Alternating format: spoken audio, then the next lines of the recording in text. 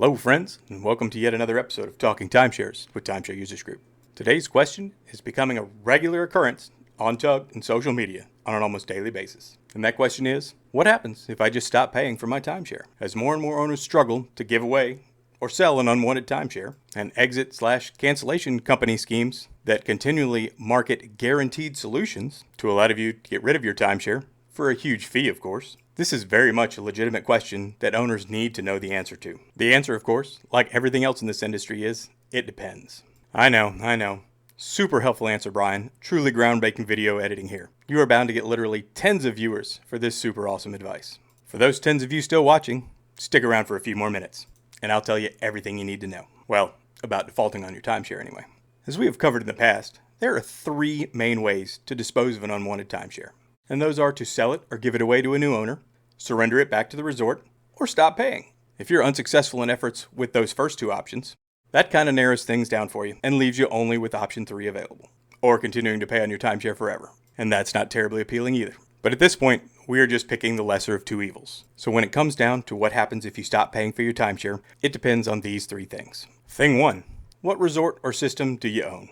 Each resort or developer has a different system or process on how it handles defaults. These range from the resort doing absolutely nothing to turning your debt over to a collections agency, which will make effort to recover the delinquent amount, and all various options for collections in between those two. Some developers have made it clear that they won't pursue judgments against owners who default on their timeshare, and will instead simply pursue foreclosure, especially in states that allow for non-judicial foreclosure, which is a much easier and cheaper process. Alternatively, instead of going through the lengthy or expensive actual judicial foreclosure process, we'll attempt to negotiate your surrender of the deed back to them, which is what you wanted to do in the first place. Unfortunately, some other developers tend to be far more aggressive in pursuing those delinquent fees, and at the very least, you can expect your debt to be sold or transferred off to a collections agency to attempt recovery. The second detail is how much do you actually owe? Owing a relatively small amount makes the pursuit of judgment far more unlikely. For instance, if you're just behind on your maintenance fees and don't owe a hefty loan balance. However, if you owe tens or even hundreds of thousands of dollars on the balance of a loan you took out, that lender or creditor is far more likely to use any means necessary and available to him to make an effort to collect that unpaid amount. And in many cases, these creditors have a strictly defined collections process and procedure that they will follow in an attempt to recover that debt. This, of course, is much different than the resort or developer coming after you for this, and at the bare minimum, you can likely expect that default to show up on one or more of the three main credit agencies. And the third factor that determines what could happen to you is what state you live in. Each state has its own individual laws, rules, and regulations that govern collection of debt and dictate what actions can be taken to recover such debt. You should absolutely familiarize yourself with these laws in your state before making any decisions moving forward. At least knowing this, you will be aware ahead of time of the possible consequences for defaulting on your timeshare maintenance fees or your loan balance. A great example of this is knowing how your state handles deficiency judgments. Given your timeshare is almost guaranteed to be worth less than the amount you owe on it, knowing exactly what options are available to the timeshare developer or creditor in terms of obtaining a deficiency judgment after foreclosure is extremely important information to know. Even though judgments are extremely rare in the timeshare industry, the chances are not zero.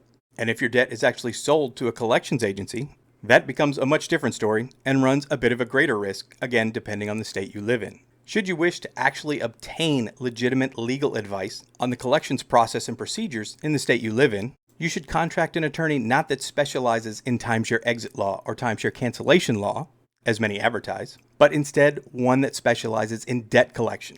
There will be plenty to choose from, and chances are most will provide a free consultation to explain your rights and potential risks for your. Now, all that said, default is the only 100% guaranteed solution to exit a timeshare. Thus, it's really no surprise that this is the actual bread and butter solution of timeshare exit and cancellation companies. They are just far more clever in marketing to spin their sales pitch, not that you're defaulting on your timeshare, but you must cease communication with your timeshare resort, including any bills or late payment notices, telling you that they will now be in communication with your timeshare on your behalf. And just what do you think happens if you start ignoring all communication for your resort, including bills and late payment notices? Because not only have you just unintentionally defaulted on your timeshare, but you paid someone hundreds, if not thousands of dollars to do it. This industry is nothing if not brilliantly clever at coming up with schemes to separate owners from their money, using deliberately deceitful statements to make it sound like exactly what you want and need to hear, which is oddly similar to the timeshare sales presentation that likely resulted in you buying your timeshare in the first place.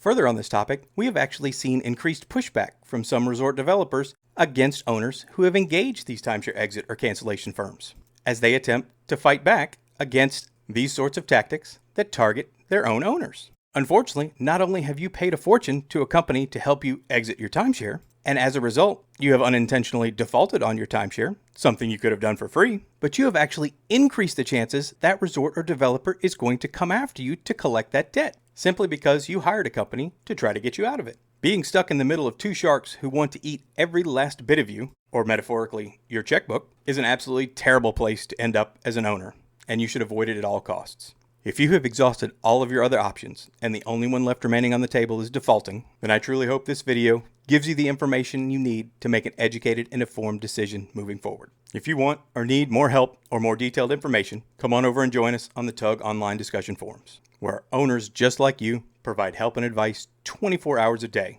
absolutely free to anyone who needs it, especially those of you desperate to get rid of your timeshare. As always, thanks for watching.